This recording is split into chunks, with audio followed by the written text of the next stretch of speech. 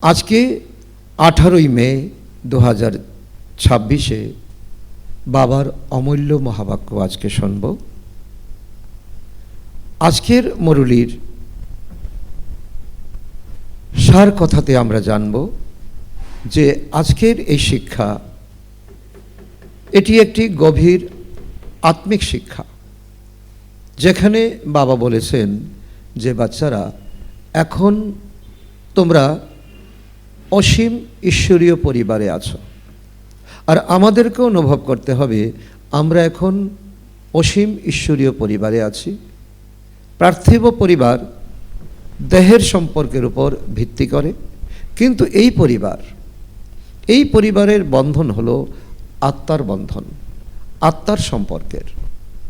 আত্মাদের পিতা হলেন পরমপিতা পরমাত্মা শিব, তিনি হলেন বীজরূপ।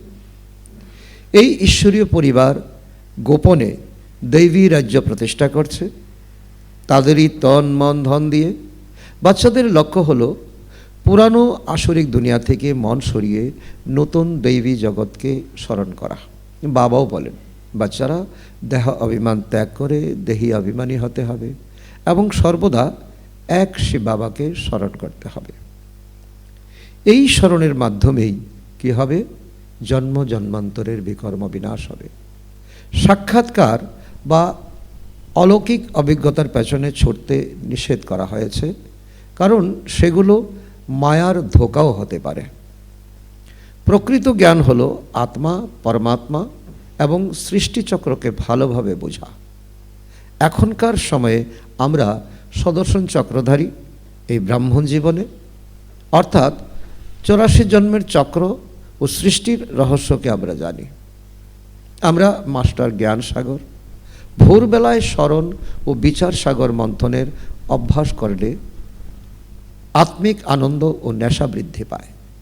বাবার নির্দেশ হলো কোনো দেহধারীকে নয়, শুধুমাত্র এক শিব বাবাকেই স্মরণ করতে হবে।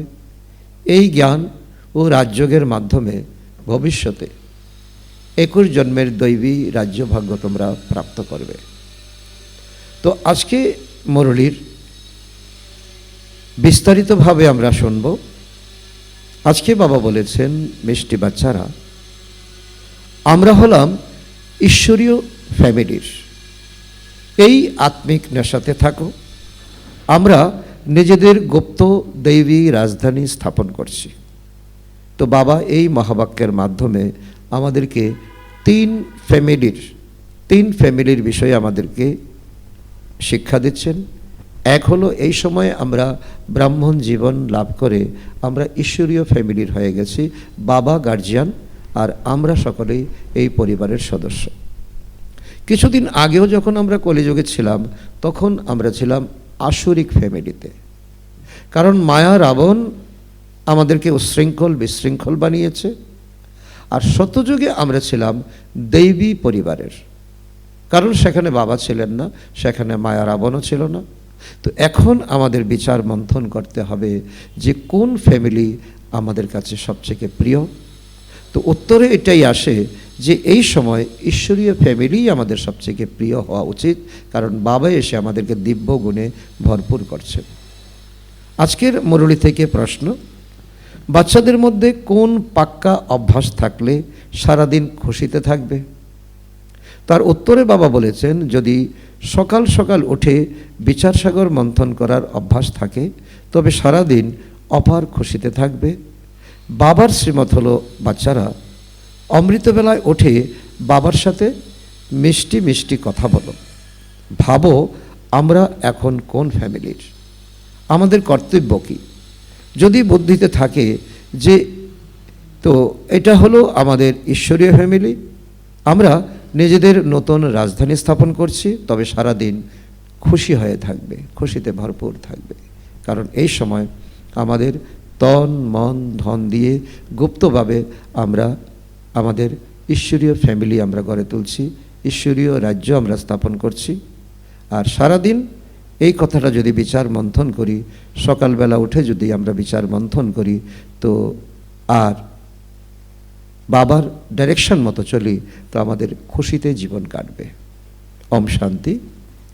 বাচ্চারা জানে যে এটা হলো রুহানি পরিবার, বাকি সব হলো শারীরিক রূপে থাকা পরিবার, আত্মীয় স্বজন মিত্র সম্বন্ধী। এ হলো আত্মিক রূপে থাকা পরিবার। আত্মারূপে ভাই ভাই, আর দেহরূপে আমরা ভাই বোন। এই পরিবার হলো আত্মাদের পিতার। যেমন লৌকিক ঘরে মা বাবা বাচ্চারা থাকে, ওটা হলো পার্থিব জগতের পরিবার। তোমরা এখন অসীম জগতের ফ্যামিলির হয়েছ। এক বাবা উপরে আছেন, আর বাবার শ্রীমত ডাইরেকশন রূপে আমরা চলছি। বাচ্চারা গানও করে তুমি মাতা পিতা, আমি তোমার সন্তান, এই ফ্যামিলি হয়ে গেল, তাই না? ক্রিয়েশন হয়ে দাঁড়ালো। যদিও বাচ্চারা হলো তার ক্রিয়েশন, কিন্তু জানে না তারা। বাচ্চারা তোমরা এখন জানো, অবশ্যই এই ফ্যামিলি হলো অসীম জগতের পিতার, তিনি হলেন ক্রিয়েটার, আর আমরা হলাম ক্রিয়েশন। আমরা রচনা, তিনি রচয়িতা। ঈশ্বরীয় বিশ্ববিদ্যালয়ে আমরা পড়াশোনা করছি।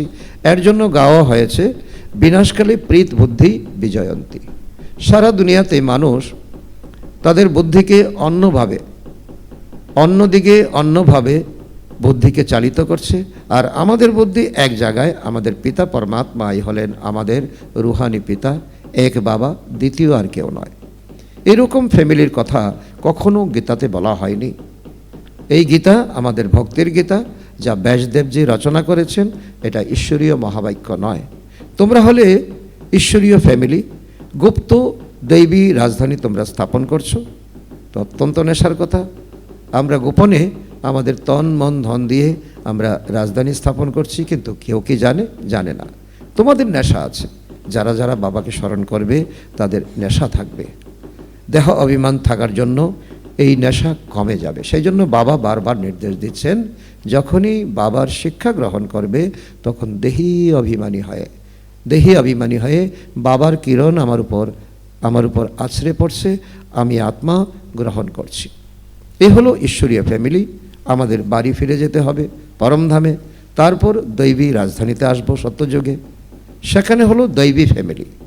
সেটা হলো তো কিছুদিন আগে ছিল যেটা, এটা হলো আসরিক ফ্যামিলি যখন আমরা কলিযুগে ছিলাম। এ হলো তোমাদের ঈশ্বরীয় ফ্যামিলি যখন আমরা ব্রাহ্মণ হয়েছি। আত্মারূপী বাপদাদার বাচ্চারা হলো ভাই বোন। এ হলো আত্মিক অর্থাৎ রুহানি প্রবৃত্তি মার্গ। আমরা ঘর গৃহস্থে থাকছি, কিন্তু আত্মারূপে একে অন্যকে দেখছি, তাই আমাদের মধ্যে বিকারের অংশটুকু নেই। সত্যযুগে ঈশ্বরীয় ফ্যামিলির বলা হবে না, সেখানে দৈবী ফ্যামিলির হয়ে যায়। এই ঈশ্বরীয় ফ্যামিলি হলো খুবই জবরদস্ত অর্থাৎ তীব্র। তোমরা জানো যে এখন আমরা ঈশ্বরীয় ফ্যামিলি দৈবী রাজ্য স্থাপন করছি। এমনভাবে বিচারসাগর মন্থন করা উচিত। সকালে উঠে স্মরণ করতে বসলে তখন বিচারসাগর মন্থন করার অভ্যাস হয়ে যাবে। বাবা বলছেন যে অভ্যাস তোমরা তৈরি করো, যেমন অভ্যাস করবে তেমন সেটা তোমাদের অভ্যাসে পরিণত হবে, উৎসাহ পাবে। একদিন যদি তোমাদের অমৃতবেলা মিস হয়ে যায়, তখন দেখবে তোমাদের খুশি যেন নেই, খুশি যেন কোথায় হারিয়ে গেছে। যখন আর সব মানুষ নিদ্রায় শায়িত থাকবে, তোমরা সেই সময়ে জেগে থাকো। তোমাদের সকাল তোমাদের উঠে এই ধরনের চিন্তা করা উচিত। তারপর দেখো তোমাদের মধ্যে কত খুশি থাকবে। কারণ এটা বাবা বারবার বলছেন, তো ব্রাহ্মণ জীবনের অমৃত বেলা হচ্ছে সারাদিনের খুঁটি। তো এই শ্রীমত প্রাপ্ত হয়, সেই অনুযায়ী তোমাদের চলতে হবে। তারপর তোমাদের মধ্যে অনেক খুশির সঞ্চার হয়। ঈশ্বরীয় ফ্যামিলির স্মরণ হবে, আসরিক ফ্যামিলির থেকে মন সরে যাবে। এটা দেখবে যখন এই পরিবর্তন তোমাদের মধ্যে আসছে, যে সারাদিন মিত্র সম্বন্ধী চাচা মামা কাকা তাদের কথা স্মরণে না রেখে যে কিভাবে সেবাকে বৃদ্ধি করা যায়, ঈশ্বরীয় ফ্যামিলির প্রতি তোমাদের মন ধ্যান থাকবে। নতুন বাড়ি যখন একদম তৈরি হয়ে যায়, তখন আবার পুরানো বাড়ি থেকে আসক্তি চলে যায়। যতক্ষণ না নতুন তৈরি হয় ততক্ষণ কিছু না কিছু মেরামত বা প্রক্রিয়াকরণ ইত্যাদি করতে থাকে, তারপর মন সরে যায়। এই পুরানো দুনিয়া হলো এই রকম। এখন তোমরা জানো যে এটা হলো পুরানো বাড়ি, আমরা নতুন বাড়িতে যাব, আবার নতুন পোশাক পরব। এই দেহ হলো পুরানো। নতুন পোশাক মানে কোনো স্থূল পোশাক নয়, আমাদের শরীরটাই হবে কাঞ্চন কায়া, বিকারহীন শরীর, একেবারে খাঁটি সোনার মতো শরীর থাকবে, কোনো অসুখ বিসুখ কিছুই থাকবে না। এখন তোমাদের ভবিষ্যতের 21 জন্মের রাজ্য ভাগ্য তোমরা গ্রহণ করছো এই পড়াশোনার মাধ্যমে, এই ত্যাগ তপস্যার মাধ্যমে। এখানে রাজত্ব করতে হবে না, ব্রাহ্মণদের কোনো রাজ্য ভাগ্য নেই, তো এখানে স্থাপনা হয়। এই কথা শুধুমাত্র তোমরাই জানো। এ হলো গীতা, অর্থাৎ রাজযোগ। বলা হয়ে থাকে সহজ রাজযোগ। অনেকবার তোমরা এই রাজযোগের অভ্যাসের দ্বারা দৈবী রাজ্য স্থাপন করেছ, এটাও নতুন কিছু নয়। এই কল্পে কল্পে তোমরা এমনভাবে স্থাপন করে এসছো, সেখানে এই কথা মনে থাকবে না। শতযুগে গিয়ে যে কিভাবে আমরা দেবী দেবতা হলাম তোমাদের মনেই থাকবে না। যদি সেইখানে এই কথা স্মরণে আসে, তবে আবার সুখই বিদ্যমান থাকবে না, দুঃখ চলে আসবে, তোমাদের দুঃখ চলে আসবে। আবার এটাও বাবা বলছেন, শতযুগে গিয়ে তোমাদের এটাও মনে থাকবে না যে ধীরে ধীরে আমরা ত্রেতা যুগের দিকে চলেছি। তাহলে তোমাদের কলা কমে যাচ্ছে, দুঃখ তোমাদের সামনে দাঁড়াবে, চিন্তা হবে। এই সময় তোমাদের গুপ্ত নেশা আছে, এই সময় তোমাদের গুপ্ত নেশা তোমরা আগেও জানো, পিছেও জানো, বর্তমানকেও জানো। তো উচ্চতমর চেয়েও উচ্চ বাবার এই ফ্যামিলি, এটাকে বলা হয় ঈশ্বরীয় গুপ্ত ফ্যামিলি টাইপ, ঈশ্বরীয় বিশ্ববিদ্যালয়, ঈশ্বরীয় যজ্ঞ বলা চলে। এটা হলো ফ্যামিলি। তাই আমাদের খুব লাভলি হতে হবে, ভবিষ্যতে তোমরা খুবই লাভলি হবে। তোমরা হলে রূপ বসন্ত, আত্মা রূপও হয় বসন্ত হয়, এতটুকু ছোট্ট আত্মা অবিনাশী পার্ট প্লে করে। তো এই সময় তোমরা হলে রূপ বসন্ত, বাবা হলেন জ্ঞানের সাগর, জ্ঞান অবশ্যই প্রদান করবেন যখন এই শরীরে আসবেন। তোমরা জানো যে জ্ঞানের বর্ষা হয়, এক একটি রত্ন হলো লক্ষ টাকার। এখন তোমাদের অর্থাৎ আত্মাদের বাবার পরিচয় প্রাপ্ত হয়েছে। তো বাবা মনে করিয়ে দিয়েছেন, তোমাদের বুদ্ধিতে আছে এই 84 জন্মের চক্র কি করে আবর্তিত হয়। এই জন্য তোমাদের নামই হলো সদর্শন চক্রধারী। বিষ্ণু বা লক্ষ্মীনারায়ণ সদর্শন চক্রধারী ছিলেন কি? ছিলেন না। ওনাদের মধ্যে এই জ্ঞান থাকবেই না। কি করে আমরা এখন খুশিতে থাকব, কি করে আমরা এখন রাজত্ব স্থাপন করব? এখন আত্মার এই জ্ঞান প্রাপ্ত হচ্ছে। বাবা বলছে তুমি হলে নতুন দুনিয়া স্থাপনের কারিগর। সৃষ্টির চক্র কিভাবে আবর্তিত হয়, যদিও ত্রিমূর্তি বলে, তবু শিবকে দেখানো হয় না। দুনিয়াতে ত্রিমূর্তি বলে, ত্রিমূর্তি মার্গ, ত্রিমূর্তি তো রাস্তা, অনেক কিছু বলে, কিন্তু ত্রিমূর্তি কার ত্রিমূর্তি তা কিন্তু ব্যাখ্যা করা হয় না। তো ত্রিমূর্তি চিত্র অনেকে দেখে থাকবে, সাকার প্রজাপিতা তো এখানে আছেন, তা না? তো এইটা হয়ে গেল অনেক পুরানো, গ্রেট গ্রেট গ্র্যান্ডফাদার। তাই এটা হলো প্রজাপিতা ব্রহ্মার বংশলতিকা। বাবা সৃষ্টি রচনা করেন প্রজাপিতা ব্রহ্মার দ্বারা। তো ব্রহ্মা হলেন বড় মা, দেখানো হয় বৃদ্ধ। ইনি 84 জন্মের চক্রকে আবর্তন করেছেন। তাই ওনার শরীরে শিব বাবা প্রবেশ করেছেন, বাচ্চাদেরকে অজ্ঞান থেকে জ্ঞানে নিয়ে আসছেন। এখন তোমরা এই কথাটা বুঝে গিয়েছো। তো এও জানো যে সবাই তো আমরা হলাম বাবার সন্তান। আত্মাদের বাবার পরিচয় জানাতে হবে। এখন ভারতের অনেক বড় কল্যাণ হচ্ছে, কারণ তোমরা ছোটে ছোটে যাচ্ছ। বাবা বলছেন একটা গ্রামও যাতে বাদ না যায়, একটা পরিবারও যাতে বাদ না যায়। সমস্ত আত্মারা পবিত্র হয়ে মুক্তিধাম চলে যাবে। তোমরা তো হলেই ভারতের সেবার জন্য, প্রধানত ভারত তথা দুনিয়া। তোমরা এখন খুব কম সংখ্যক এই কথাটা বুঝতে পারো, তবু সংক্ষেপে বোঝানো হয়, বাচ্চারা মনমনা ভাব। বাবা অনেক কিছু আমাদের রহস্য বুঝিয়ে বলেন যে মনমনা ভাবই তোমাদের একমাত্র উত্তরণের রাস্তা। আলাদা করে বোঝানো হয়, যা কিছু আছে দৈবী রাজধানী স্থাপন করতে নিয়োগ করো। এটা অনেক বড় সুন্দর ডিরেকশন। যা কিছু তল্পিতল্পা আছে সব কিছু চোখের সামনে বিনাশ হয়ে যাবে, তার চেয়ে বরং বাবার এই যজ্ঞে নিয়োগ করো। বাপু গান্ধী কি করতেন? তিনিও রামরাজ্য চাইতেন। কেমন ওয়ান্ডারফুল খেলা না? এখন তোমরা সাক্ষী হয়ে খেলা দেখো, তোমাদের হাসি পায়। কোথাকার কথা কোথায় নিয়ে গেছে। বাবা বলেন ড্রামা অনুসারে দুনিয়ার গতিবিধি খারাপ হয়ে গিয়েছে, আবার বাবা এসে সদ্গতি করেন। বাচ্চারা তোমাদের নেশা চড়েছে। ইনি হলেন সমগ্র ওয়ার্ল্ডের নিরাকার বাপুজি। এই ব্রহ্ম কার সন্তান? শিব বাবার সন্তান। তিনি কার সন্তান? এই মাতারা বলে শিব বাবা আমাদের বাচ্চা। এ হলো শিব বাবার খেলাধুলা। এছাড়া ধ্যান সাক্ষাৎকারে তো মায়ার খুবই অনুপ্রবেশ ঘটে।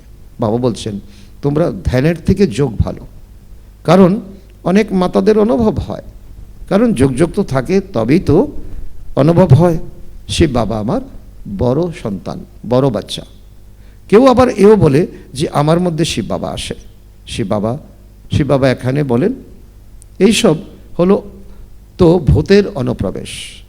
এই যে বাড়িয়ে বাড়িয়ে বলা, তো এটা হলো বাবাকে ইনসাল্ট করা, এটা হলো ভূতের অনুপ্রবেশ। বাচ্চারা তোমাদের সতর্ক থাকতে হবে। এই ভূতের রোগ এমন যে দুই জাহা থেকেই উড়িয়ে দেয়, ভক্তি থেকে উড়িয়ে দেয়, জ্ঞান থেকে উড়িয়ে দেয়।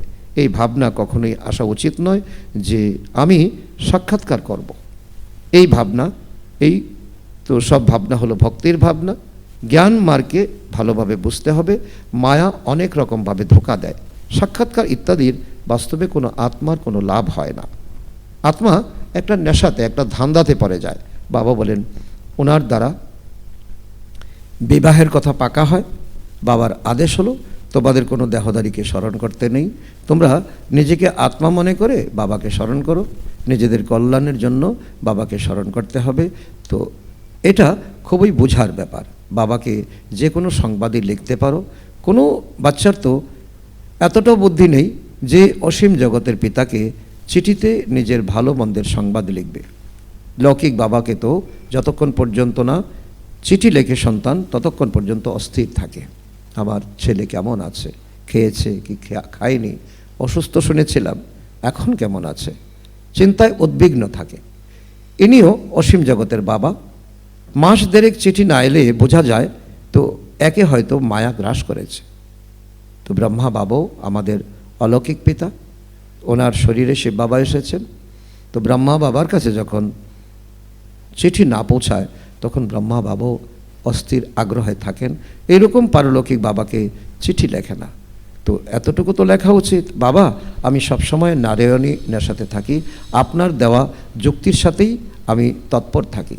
তখন বাবা বুঝবেন খুশিতে উৎসাহতে আছে বাচ্চা। চিঠি না লিখলে ভাববে অসুখ করেছে, স্মরণের মধ্যেই থাকে না। না হলে বাবাকে সংবাদ দিতে হবে, বাবা আমি এই সার্ভিস করেছি, একে বুঝিয়েছি, এর বুদ্ধিতে সম্পূর্ণভাবে বসেনি, বাবা তুমি মদত করো। তখন আবার এটাও বোঝাবেন যে এইভাবে বোঝাও। ভক্তিমার্গে যা কিছু বলে কিছুই বোঝা যায় না। মুখ্য ব্যাপার বাবাকে জানে না, বাবাকে জানে না। শুধু তারা কীর্তন করতে থাকে, নাচতে থাকে, শাস্ত্র পাঠ করতে থাকে। বাবাকে জানলে তো ভারত সদ্গতি প্রাপ্ত করবে। বাবাকে না জানার জন্য ভারত একদমই দুর্গতির কমলে পড়ে গেছে। বাচ্চারা এখন বাবা তোমাদের বোঝান, আমি তোমাদের সদ্গতিতে নিয়ে যাব, এছাড়া সবাইকে মুক্তিতে নিয়ে যাব। ভারত জীবন মুক্তিতে থাকলে তবে বাকি সব মুক্তিতে থাকে। এই চেঞ্জ বাবা ব্যতীত আর কেউ করতে পারে না। বাবা এই পরিবর্তন বাবা বলছে আমি এখন করি, আমি ছাড়া কেউ করতে পারে না। সকলের সদ্গতি দাতা হলেন একমাত্র বাবা। সকলের সদ্গতি অবশ্যই কল্প সঙ্গমই হবে। তোমরা জানো যে আমাদের অর্থাৎ আত্মাদের আত্মারূপী রুহানি পিতা একই। তিনি এই কোটি কোটি আত্মার পিতা একজনই। ওনাকে আত্মাই স্মরণ করে ভক্তিমার্গে তোমাদের দুইজন বাবা থাকে। তো শতযুগে হলো এক বাবা, সঙ্গমে হলো তিন বাবা। অত্যন্ত বোঝার মতো বিষয়। প্রজাপিতা ব্রহ্মও তো বাবাই হলেন না, লৌকিক বাবা, পারলৌকিক বাবা আর অলৌকিক বাবা। শিব বাবাও বাবা, তিনি হলেন সকল আত্মাদের পিতা। ওনার থেকে উত্তরাধিকার প্রাপ্ত করতে হবে। ওনাকে স্মরণ করলেই জন্ম জন্মান্তরের বিকর্ম বিনাশ হয়ে যাবে। ব্রহ্মাকে স্মরণ করলে কখনো বিকর্ম বিনাশ হবে না। সেই জন্য শিব বাবাকে স্মরণ করতে হবে। আমরা ওনার হয়েছি। এই হলো সত্যি রয়্যাল জ্ঞান রুহানি বা আত্মাদের পিতার আত্মারূপী বাচ্চাদের প্রতি। এছাড়া সব হলো দেহ অভিমানী পতিত মানুষ যেই কর্তব্য করে সেটা পতিতই করে। দান পুণ্য ইত্যাদি যা কিছু করে তো সেই সব পতিতি করে তোলে রাবণ রাজ্যে। তো এইটা হয়েই থাকে। এখন বাবা এসে অর্ডিন্যান্স আদেশনামা জারি করেন, বলেন তো বাচ্চারা খবরদার বিকারে যেও না, কামনার উপর বিজয় প্রাপ্ত করতে হবে। ঝড়ঝাপটা তো অনেকই আসবে, এতে হতভম্ব হতে নেই। মায়ার এত বিকল্প আসবে যে অজ্ঞানকালে কখনো আসেনি। ব্রহ্মা বাবা বলতেন যে ভক্তিতে 12 গুরু করেছিলাম, এমন কোনো রকম সংকল্প বিকল্প আসেনি। এখন যখন বাবার জ্ঞান পেয়েছি তখন কত সংকল্প বিকল্প আসছে। তো এটাই হলো মায়া। মায়া তোমাকে পরীক্ষা করছে, এরকম বিকল্প আসে। ব্রহ্মা বাবার জীবনে এসেছে, আমাদের জীবনে অবশ্যই আসবে। বলে ভক্তি মার্গে তো খুবই খুশি থাকে, এখন বাবাকে স্মরণ করা উচিত, কিন্তু করতে পারছি না, বিন্দু স্মরণে আসে না। বড় কিছু হলে তবে স্মরণ করা সহজ হয়। তাই ভক্তিতে শিবের লিঙ্গ বানিয়েছে পাথরের। বাবা বলেন তোমরা শিব বাবা বলে স্মরণ করো, এই পুরানো দুনিয়াকে ভুলে যাও, তোমরা শান্তিধামকে স্মরণ করো। শান্তিধামকে স্মরণ করলে হবে না, বাবার স্মরণেই বিকর্ম বিনাশ হবে। আত্মার সুইট বাবার সাথে লাভ চাই, প্রেম চাই, আধাকল্পের লাভার। কারণ বাবা বলছে যে আধাকল্প বাবা আমাদেরকে গিফট দিয়ে শতযুগে নিয়ে যাচ্ছেন, ত্রেতাযুগে আমাদেরকে জীবনযাপন করার জন্য এখন বরদান দিচ্ছেন, শক্তি দিচ্ছেন। আত্মা বলে আমরা আধাকল্প বাবাকে ভুলে গিয়েছিলাম। বাবা এখানে ব্রাহ্মণীরা যাদের নিয়ে আসে খুবই সতর্কতার সাথে, নিশ্চয় বুদ্ধি অর্থাৎ দৃঢ় বিশ্বাসীদেরই নিয়ে আসে বা নিয়ে আসা উচিত। তো তাদেরকে নিয়ে আসতে হবে। যদি এখানে এসে আবার চলে গিয়ে কেউ পতিত হয় তখন দণ্ড ব্রাহ্মণীর উপর এসে যাবে। এই জন্য ব্রাহ্মণীদের উপরে অনেক বড় রেসপন্সিবিলিটি অর্থাৎ দায়িত্ব থাকে। বাবা এই রথ নিয়েছেন, সব কথার অনুভবী ইনি সব কথার অনুভবী। এখানে তো নোংরা কোনো কিছুর স্থান নেই। নিজেদের মধ্যে হাসি খেলা বার্তালাপ করা এইসবের তো কোনো নিষেধ নেই। এছাড়া এতটুকু যদি কোনো আত্মার সাথে প্রীত থাকে তবে তো আবার সেটাই বেশি বাড়তে থাকবে, তার কথা মনে আসতে থাকবে। এই জন্য এর থেকে ঊর্ধ্বে আমাদের উঠতে হবে। এখন তোমরা বাড়িতে বসে আছো নাকি শতযুগে বসে আছো? বাড়িতে বাবা বাচ্চাদের বাড়িতেই পড়ান। এই বাড়ি হলো তোমাদের সকলের। যখন বাইরে যাবে তখন এমন বলবে না। এখানে খুবই সুন্দর নেশা থাকবে, দেহের অভিমান ত্যাগ করতে হবে। দেহি অভিমানী হলে জাতপাতের ভেদাভেদ সব দূর হয়ে যাবে। পুরানো দুনিয়া হলো তমপ্রধান, সেইখানে ভেদাভেদ আরোই বাড়তে থাকে। পূর্বে ব্রিটিশ গভর্নমেন্টের সময় ভাষার এত ঝামেলা ছিল না, এখন যত দিন যাচ্ছে বিভেদ বাড়ছে। শতযুগে আবার একটাই ভাষা হবে, কোনো ভেদাভেদ থাকবে না। আর এটাই হলো আমাদের এই সময়ের পুরুষার্থের প্রালব্ধ শতযুগ। আচ্ছা, মিষ্টি হারানিধি বাচ্চাদের প্রতি মাতা পিতা বাপদাদার স্মরণের স্নেহসুমন আর সুপ্রভাত। আত্মাদের পিতা তার আত্মারূপী বাচ্চাদের জানাচ্ছেন নমস্কার। আমরা আত্মারূপী সন্তানরা আমাদের মাতা পিতা বাপদাদাকে জানাই স্মরণের স্নেহসুমন, সুপ্রভাত ও নমস্কার। ধন্যবাদ বাবা, ধন্যবাদ। আজকের মুরলী থেকে ধারণার জন্য মুখ্য সার 1 নম্বর, কোনো দেহধারীর স্মরণ যেন না আসে, তার জন্য কারুর প্রতি গভীর ভালোবাসা রাখতে নেই, এরও ঊর্ধ্বে থাকতে হবে, খুবই সতর্ক থাকতে হবে। মায়ার বিকল্পকে দেখে ঘাবড়ে যেও না, বিজয়ী হতে হবে। নাম্বার 2, ধ্যান সাক্ষাৎকারে মায়ার অনুপ্রবেশ বেশি ঘটে, এই ভূত প্রবেশের থেকে নিজেকে বাঁচাতে হবে, বাবাকে সত্য সংবাদ দিতে হবে। আজকে বাপদাদার মধুর বরদান আমাদের বাচ্চাদের প্রতি, সকল কথার সারকে গ্রহণ করে অলরাউন্ড হওয়া সরল পুরুষার্থী ভাব। যা কিছু দেখছো শুনছো সেই সব কিছুর সারকে বুঝে নাও, আর যে কথা বলবে যে কর্ম করবে সেটা সার সংক্ষেপে হবে, তাহলে পুরুষার্থ সরল হয়ে যাবে। এরকম সরল পুরুষার্থী সকল বিষয়ে অলরাউন্ডার হয়, তার মধ্যে কোনো প্রকারের ঘাটতি থাকবে না, কোনো বিষয়ে সাহস কম হবে না, মুখ থেকে কখনো এ কথা বেরোবে না যে আমি এটা করতে পারবো না। এরকম সরল পুরুষার্থী নিজেও সরল চিত্ত থাকে আর অন্যদেরও সরল চিত্ত বানিয়ে দেয়। আজকের স্লোগান, সাধন ইউজ করেও তার প্রভাব থেকে পৃথক আর বাবার প্রিয় হও। আজকের অব্যক্ত ইশারা, সদা অবিচল অনর একরস স্থিতির অনুভব করো। এর অন্তর্গত বাবা বলেছেন, একরস স্থিতি বানানোর জন্য এককে ছাড়া আর কিছুই দেখবে না। এখানে যা কিছু দেখছো এইসব বস্তু কোনো কিছুই থাকবে না। তো একরস স্থিরিয়াম তখন থাকতে পারবে যখন কোনো দৃশ্য দেখেও কি কেনর উৎপত্তি হবে না। এটাই হলো ব্যর্থ সংকল্প, দোলাচলের কারণ। এই কেনর সমাপ্তি পরেই সম্পূর্ণতা আসবে। তো এই কেন শব্দটা বাবা কালকেও মুরলিতে শুনিয়েছেন, আজকেও বাবা শোনাচ্ছেন, যে কেন আমাদের জীবনে অভিশাপ নিয়ে আসে, কেন যদি বারবার বলতে থাকি, এই কেনকে সমাপ্ত করতে হবে। আচ্ছা, ওম শান্তি।